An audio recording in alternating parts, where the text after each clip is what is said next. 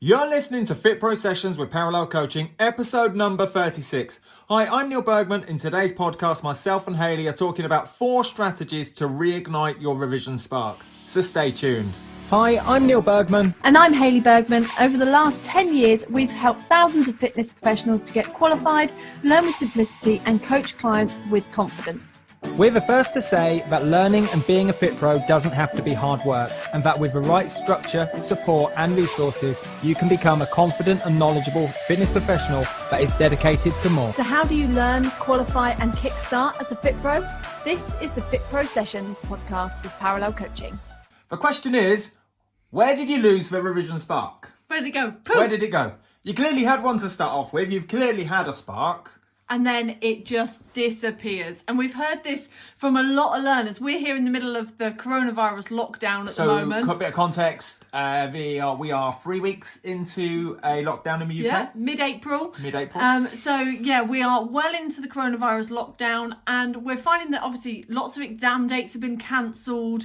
And also, different changes have happened with work and having the kids home from school. So loads of different things have happened. So people maybe have got into a big routine over the last no routine. And now nothing. Yeah. It's all gone. Okay, so you're saying we had a routine pre-COVID-19, whereas now there's no routine, limited routine. Exactly. So the routine's been whipped away and the exam date has been whipped away, and then poof, any kind of spark there was about wanting to do revision. The spark has been whipped away. Yeah. It's kind of like an old boiler for your house that does the heating for your house. Yeah. And the light just slowly goes out.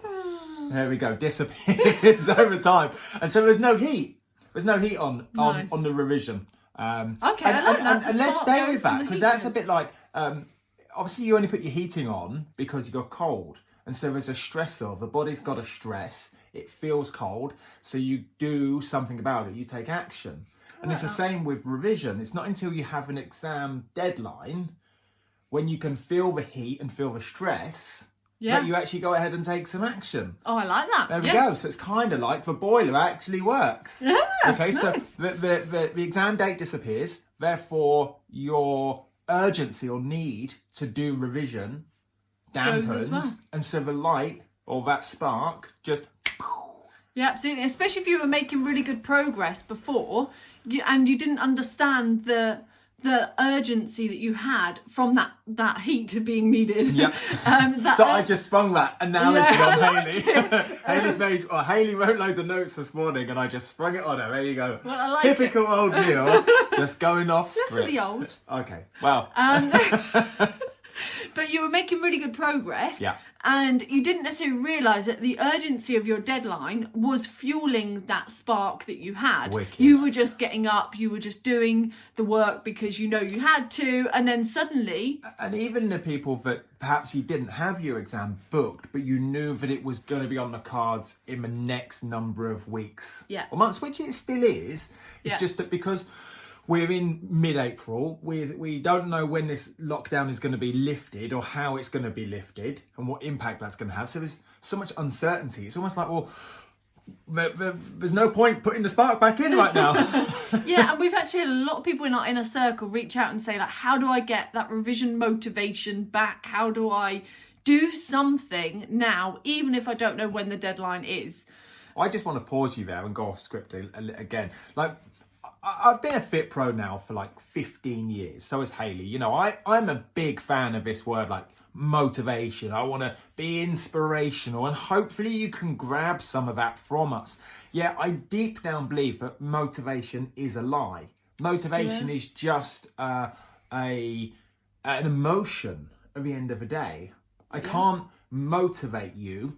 You either want to do it or you don't. Yeah. Yeah, absolutely. Sorry, sideline again. So a motivation isn't like that kick up the bum from anyone else. It's either that you want to do it or you don't. Yeah, which it's not this feeling of I'm suddenly motivated. Completely, yeah. And when you're looking for motivation from somebody else, it's an external motivation, and that soon goes. Yeah. You've got to put the spark back on. You've got to go to the boiler and get a match, and you've got to put that boiler light back on yourself, so to speak. And it sounds quite harsh, that, Now, I can be the motivator. I can help you get to that point of striking the match and going to the boiler, and hopefully that's motivating. But it's still only Neil and Hayley or something else you're grabbing that motivation from. So then the question becomes, like, how do you actually put the spark back? And how do you keep the flame burning yourself internally, as opposed to going, I just need a kick up the butt. I just need a kick up the butt. Because I can give you as many kick up the butts as you want or need, but the reality is you're going to have to keep coming back for more kicks up the butt. Whereas actually, if you take it on board to now, we're going to share with you basically 4 strategies. 4 is a magic number. Oh, no! I was actually on the phone to a learner the other week and she said, is there any more singing going on? I was like, oh, there you go, Neil. You've just done it for us. The truth is, I do sing pretty much all day, every day. So it would be rude not to place it into a podcast. Every now and then. Apparently, my singing has got better. I think your singing's very good. It's much better than mine. That is true. Even though I think I'm not a great singer, I do know it's better than Hayley's. But so, we're going to give you 4 strategies to reignite your revision spark. Wicked. And then you can use these 4 strategies to be able to sort of pick up the books and start learning and revising again, even if you don't have a deadline booked, even if nothing's changed really externally, you personally can still take that action, and that's what today's all about. Whether you're on lockdown, you're not going out, you're self-isolating, maybe you've even had the coronavirus, maybe your kids are at home, maybe you're having to work from home and juggle with the kids, not literally juggle, but there's lots of things going on. But life right now doesn't look or feel the same as it did, say, 3 or 4 weeks ago. Yeah. Okay. So this is that kind of, how do I get the spark back? And what I really love about these 4 strategies we're going to share is what you learn in these 4 strategies, these 4 principles are going to help you not just with your exam, but it'll help you be able to prioritise things in the future. Anything to do with life. Like I was just thinking about this, and I was going to butt in and say, you know, this isn't just about not having a deadline. I need to get it. My revision will be fine if I had a deadline. That's kind of a this or that equation. Okay, which we could jump into an NLP of various things there of mindset, but it's not a this or that equation. What we're talking about is right now I don't have a spark for some reason, and I'm blaming it on no deadline. There we go. That's it. Should we get started? Well, I'll have you consider that there's lots of things we're putting off or not doing and justifying it because of something else. Yes. The reality is we're just not doing it.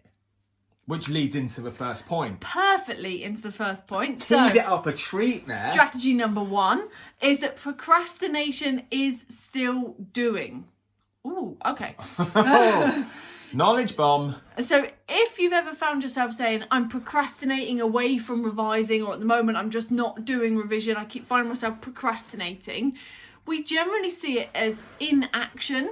So, Neil, I'm procrastinating at the moment. That means that I'm not doing it. I would make the assumption that if Hayley's procrastinating, she's not doing anything, yet she is doing something. So procrastination is actually you're still doing something. You're choosing the activity you're doing to be of higher value and higher priority than the task you wish you were doing. I think this flips so much, doesn't it? Amazing. So you're going, I am still doing something. It's not that I'm not doing anything. I've just chosen to do something else. So something I hear an awful lot talking to learners, they phone up and they ask them about the Revision Bootcamp. They got a question specifically about one part of a module, something that's niggling them, and I get into talking about their revision schedule, because I think in the Revision Bootcamp we've broken it down into 5 revision stations, and I always talk about, did you do station 1 and station 2? And they go, I kind of skipped station 2, which was the goal setting and the revision schedule. And I think when you've got that nailed, and you understand why you're doing it, you can blast your way through this procrastination. Does that make sense? Yeah, absolutely. And so when I ask them, sorry to keep waffling, is the number one thing that sidetracks them, the task they do when they are procrastinating, is doing the washing up. Washing up, putting basketfuls of laundry out, doing gardening, doing things around the house. And don't get me wrong, I've been there. I'll happily find other things to do. Yeah. And this is my point though, with washing up. What this person has done, maybe this is you, is you're valuing the washing up to be of higher importance and higher priority in that moment in time compared to your revision. Yeah, wow. And when you think of it like that, suddenly there's a new perspective. You've kind of, if you're watching on YouTube, you've kind of walked around the opposite side of that chair and you've looked at it and gone, oh wow, you're telling me I am valuing the washing up higher than passing my exam.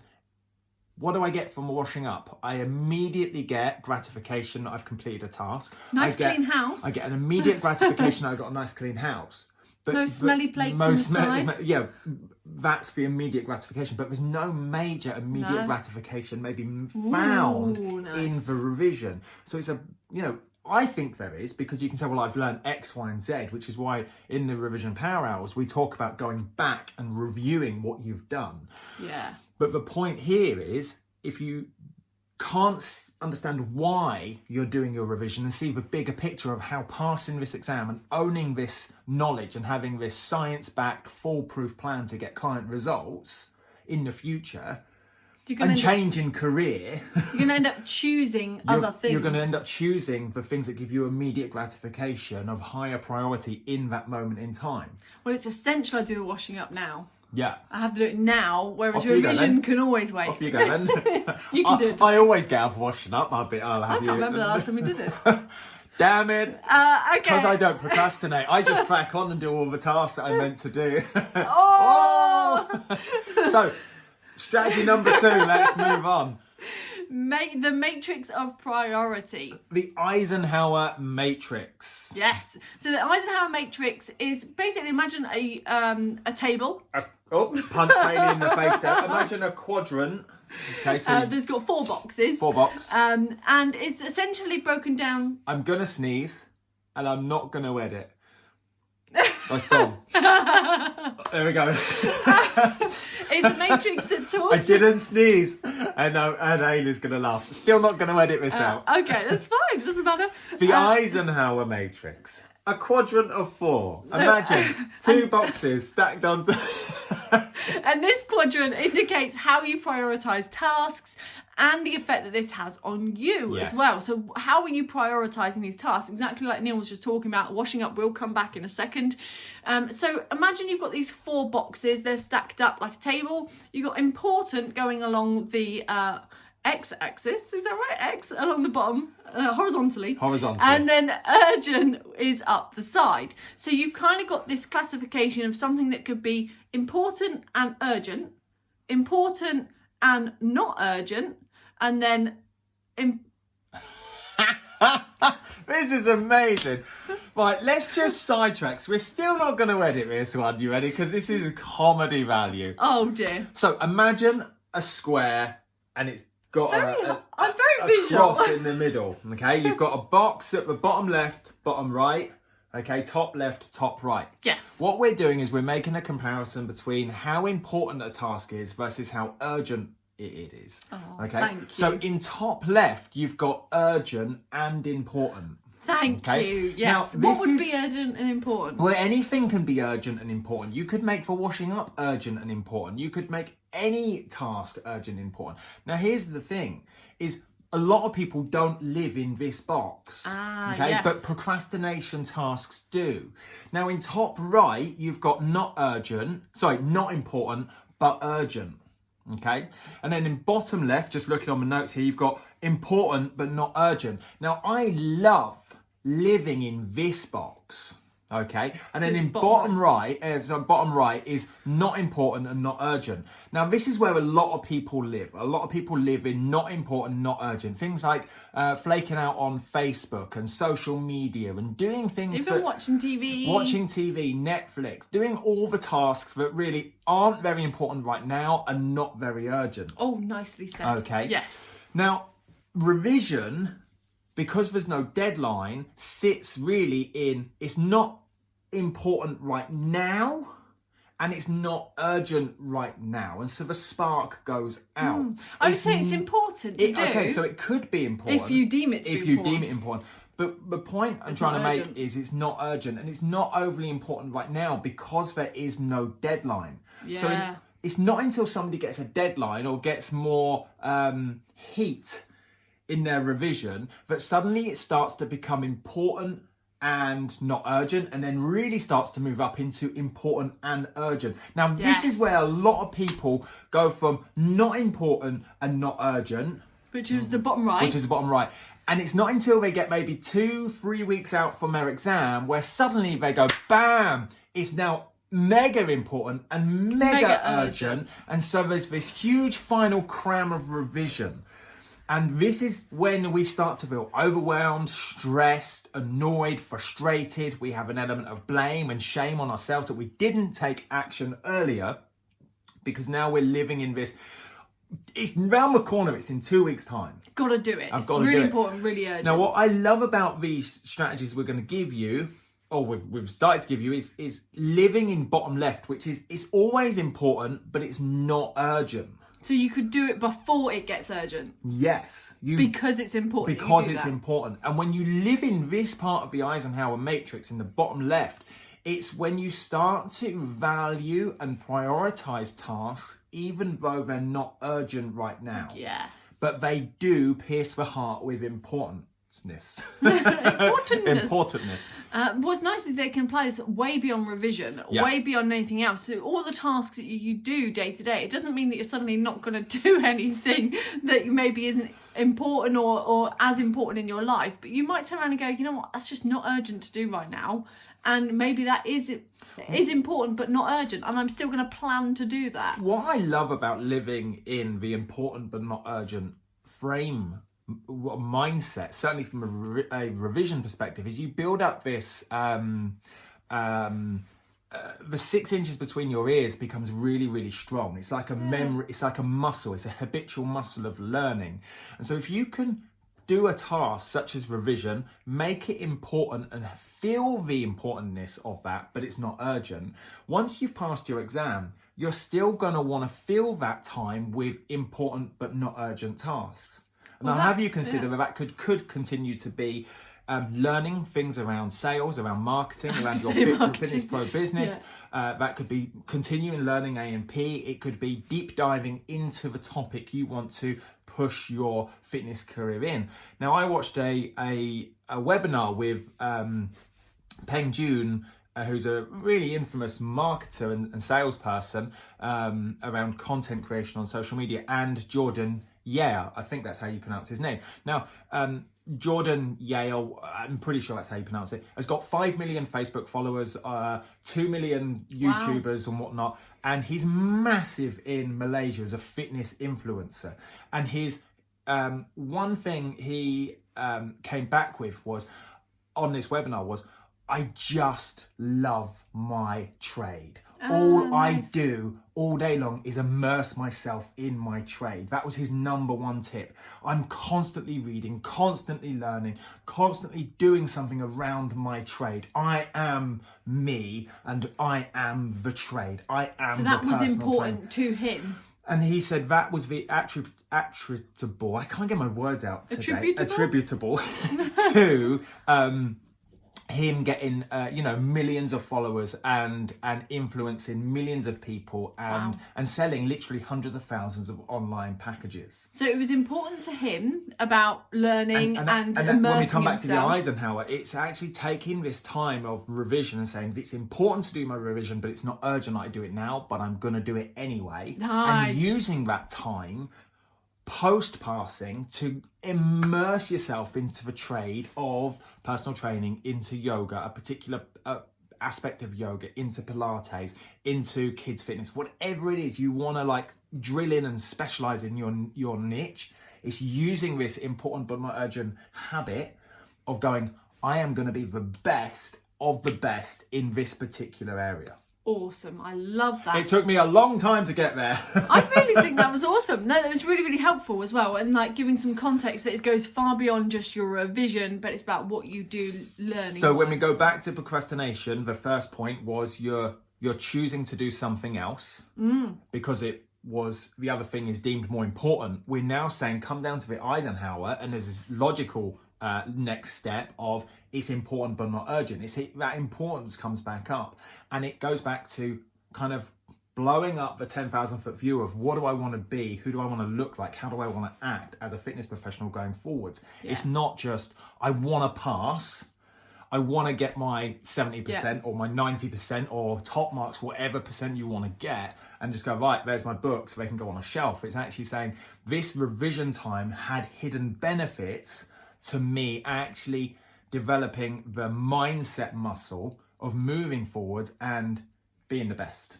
And I'm going to add something else to that. If you consider that 2 weeks before your exam, you were happy to do it because it was important and urgent and you were in the cram process. Yeah. The only difference is that the urgency has gone. So you're still saying it's important. So you already know it's important.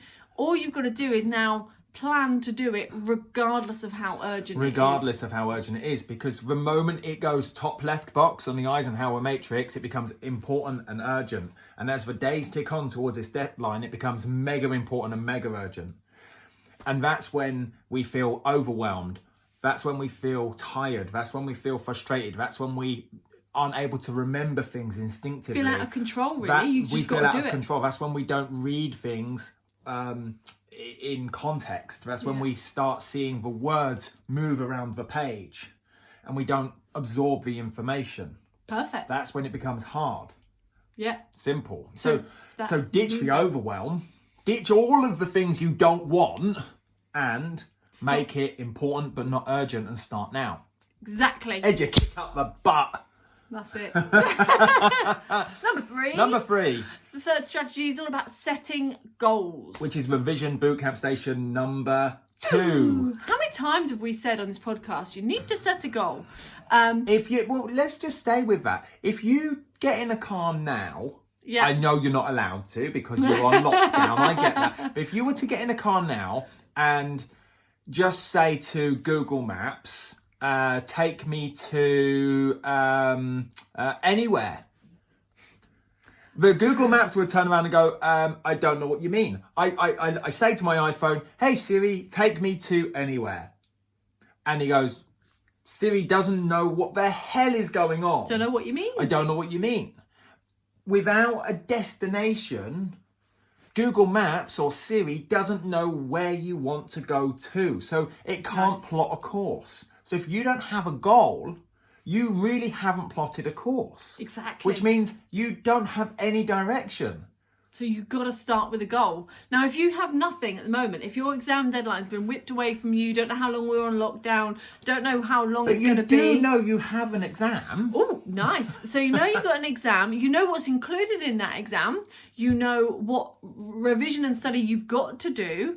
Now, the only thing that's different is the time frame. So really set yourself a goal, even if nobody's set it for you, that you're going to have a rough deadline in your mind, and accept that it may well move past that. Yeah. So I had one lady that I was talking to. This is really good at. I love what you're about to say.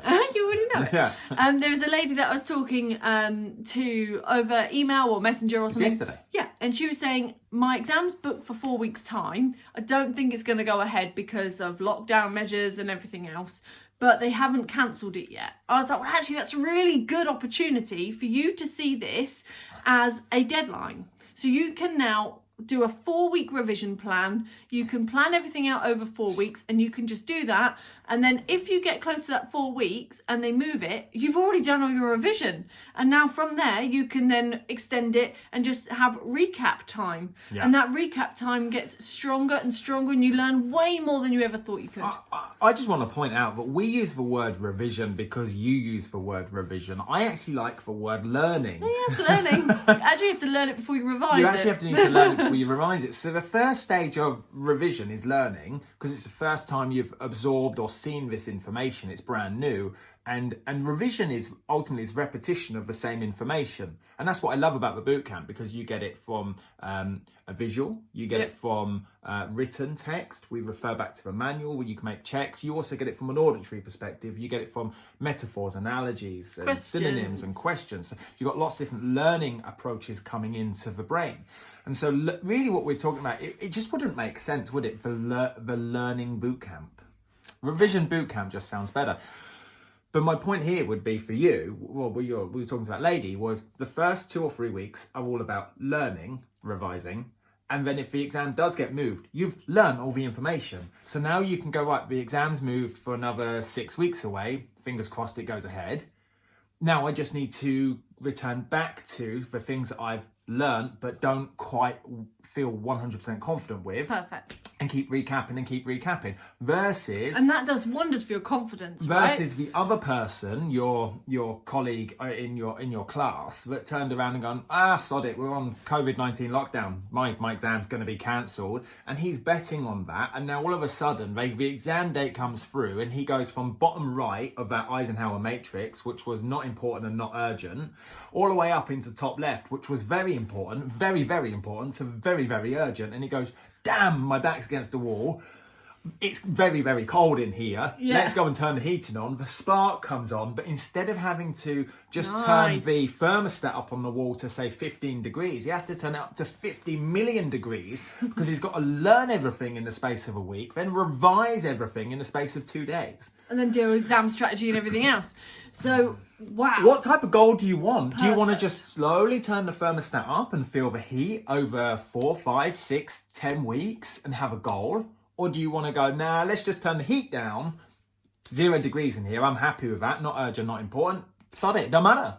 And Perfect. Then when the deadline comes, your exam is in 4 weeks now, Neil, damn, straight to the boiler, turn the thermostat up, 50 million degrees. I know what I'd rather choose. Hey!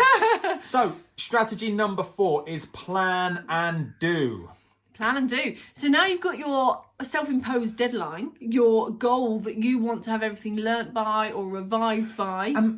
Just check the control level here. You've chosen to have a self-imposed deadline. Yeah. That immediately makes me feel great. Yeah. Let's take it back to the podcast, for example. We're filming 3 or 4 in one day, batching them together whilst we're in the groove, we're in the mindset.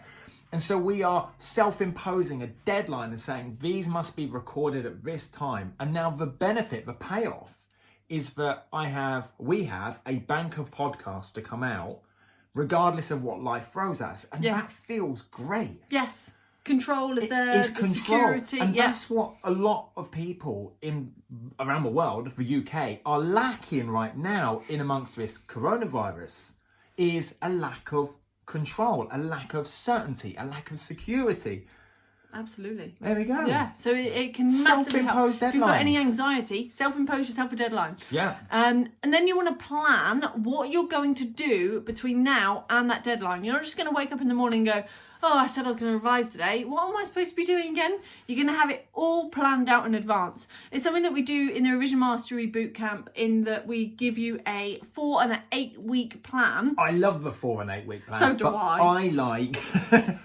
I love the revision weekly planner. I know, but you can only do the weekly revision once you know what you've got on your plan. When you know the macro, the big picture of the 4 weeks, you can then go into your weekly revision plan and say, this is what I'm going to do this 1 week. But what I love about that is it talks about what's a priority. Yes. What are your top 3 things you're going to do this week? And then it's got your Monday through to Sunday, and it's got space to, map out, right, I'm going to watch this tutorial here and read these pages there. But it then allows you to go to your family and say, look, I have planned to do 30 minutes revision on a Wednesday morning. Can you look after the kids for this? Or can we have a different activity in the house and make sure it's a little bit quieter? Yeah. No water fights at this point. You can set yourself up for success. You can set yourself up for success because you know what you want in advance. So now you can manage your house expectations. And also there's accountability there, isn't there? Because even your kids can turn around and go, did you do your revision today? Exactly. I don't think you were there for a full hour. And the amount of learners that also message us with their revision weekly planners, and then we message them back on certain days and go, did you do the work? Did you do it? Because at the end of the day, if you didn't do it, you're not sticking to what you said you would do. In the same way you'd turn around to your client, if they haven't done the plan you set them exercise-wise, you would be calling them out quite a bit. So planning and doing are key to getting your revision spark back. There's one thing saying, I will do X, but then there's another thing of actually doing it. Yeah. And the only way you can really provide clear evidence of this spark is switched back on is with the evidence of results. And once you've done your first week, if you just 1 week at a time, once you've done your first week, yeah, exactly, your spark will be so much on because you're like, oh, I've proven to myself I can do this. Yeah. This is awesome. Well, it's like somebody going to a boot camp for the very first time. Take a inactive person that's not done any training or fitness for like 20 years and they sign up to a boot camp, and it's really, really scary to start off with. But in that first week, they proved to themselves that they had what it takes to turn up early, turn up 2 or 3 times, and they go, actually, this wasn't actually as hard as I thought. I've been putting it off for so long, procrastinating over taking action. And then the second week becomes easier, the third week easier again, and the fourth week they feel like a veteran. And then the new person comes in and they go, you wait 2 or 3 weeks, it'll feel totally different. There we go. So exactly that. Let's just recap. Out of the 4, number 1 was procrastination, and procrastination is you're still doing something. You're still doing something. You're just choosing something that you deem to be more important and more priority than your actual revision, which I think is craziness, because the payoff for your revision it has so many more benefits compared to your washing up. Number 2 was the matrix of priority. So talking about Eisenhower's matrix with the important and urgent. Whenever I think about Eisenhower, I know you're going Breaking Bad, aren't you? No. I thought you I was going to go Police Academy, the really tall guy in Police Academy. I think he was called Eisenhower or Eisenhower. I don't know. Anyway, comment below and let us know. But we had the 4 boxes, and we said that a lot of people live in this bottom right box of not important, not urgent, and then when heat gets going, they go in very important, very urgent. And I want you to consider to live in bottom left box, which is all about it's important but not urgent right now. I choose to do it. I get to do it rather than I have to do it. Go and rewind that bit, okay? I get to do it. I choose to do it. I don't have to do it. That's lovely. Number 3 was setting goals. Perfect. Give yourself a self-imposed deadline. Give yourself a self-imposed deadline. If you don't have a destination, don't intend to go anywhere. Number 4 is plan and do. Just go and do the work. You will thank yourself for... Plan each week in advance and go for it. You will thank yourself for it once you've done it. Cool. So what's next? We basically want to give you a chance to have the weekly revision planner that Neil was talking about. So if you haven't already got a log-in with us at Parallel Coaching Academy... Yes, it's something really cool. I don't even think we've told people on the podcast yet. Yeah. So go to parallelcoaching.co.uk or parallelcoachingacademy.com. You can sign up for a free login now where you can download all of the mock questions. So... you got it. There's hundreds of mock questions. You can download them all. You only have to sign up once. It's free, which means you don't have to keep putting your email address in to get the mock questions. And you also get the Revision Weekly Planner for free, alongside a video series that we've put in, which is all about COACH, which is an acronym. And there's 5 videos in there with some cheat sheets in there about how to become an outstanding coach, which is a really cool video series. And it's all free. That we did a couple of years ago now, which is still a mega value and hugely relevant to being an outstanding coach right now. So go and have a look at that. It's really cool. I love the new changes, in fact. Yeah, lovely. Anything else I can do? I was going to say, you can also access the 4 and 8 week planner. So if you need help with revising, basically dive into our Revision Mastery Bootcamps. We've got them for level 2 and level 3 anatomy. We've got them for level 2 principles. We've got them for level 3 nutrition and muscle memory sprint. Loads of stuff going on. It is literally the logical next step. But we've done a restructure, didn't we? We have done a restructure, and you've got the 5 revision stations in every bootcamp now. So you've got the 10,000 foot big picture view, revision station 1. Station 2 is your goal setting. We get you really clear on what to do, where to go, get the coordinates of your destination like nailed. And that's where we give you the 4 and 8 week plan. So you literally know what you've got to do every single week to between now and 4 weeks time, or now and 8 weeks time for your self-imposed deadline. Then Revision Station 3 is all of the actual content. So depending on what bootcamp you go for, you get between 6 and 8 video tutorials with cheat sheets, downloadable MP3s, MP4s. And then Revision Station 4 is about is exam strategy. And we give you the ins and outs, 5 simple steps to understand breaking down every exam question, whether it be easy or really, really tough. And then number 5 is testing, which is mock questions and more cheat sheets. It literally is the logical next step, however cheesy that sounds. If you've got value from our podcast and you've enjoyed our podcast, Hayley's the main tutor on the bootcamp, and she literally takes you through. It's not face to camera. Although you can see a little bit of Hayley's face in the bottom right hand corner on some of the videos, tutorials, but it is literally taking you through everything you must know to be super confident for your exam. Yeah, exactly. Cool. Now your next step. But the other logical next step is to drop a 5-star review on iTunes. Why not? And if you're on YouTube, hit subscribe. Bam. And also, just tell us on the feedback any way you can with this, whether that's underneath the video. How are you listening to this podcast? With their ears, of course. I was talking to a lady and she says, I love this podcast because it's like you're going out for a walk with me and just having a chat. So where are you? Where are you listening whilst you're listening? Yeah. Cool, man. I like it. Where would you listen to it if you were just going to be listening to a podcast? Well, at the moment, in the garden. In the garden. You can't go anywhere. So with that said, I hope you're safe and well. I hope your friends, family, work colleagues are all safe and well with coronavirus. Please stay safe, stay at home, and reach out if you do need us. And hopefully we've given you a nice little kick up the butt for getting that spark back in your revision. Outside of that, we will see you on the next episode. See you later. Bye. Hi, I'm Neil Bergman. And I'm Hayley Bergman. Over the last 10 years, we've helped thousands of fitness professionals to get qualified, learn with simplicity, and coach clients with confidence. We're the first to say that learning and being a FitPro doesn't have to be hard work, and that with the right structure, support and resources, you can become a confident and knowledgeable fitness professional that is dedicated to more. So how do you learn, qualify and kickstart as a FitPro? This is the FitPro Sessions Podcast with Parallel Coaching.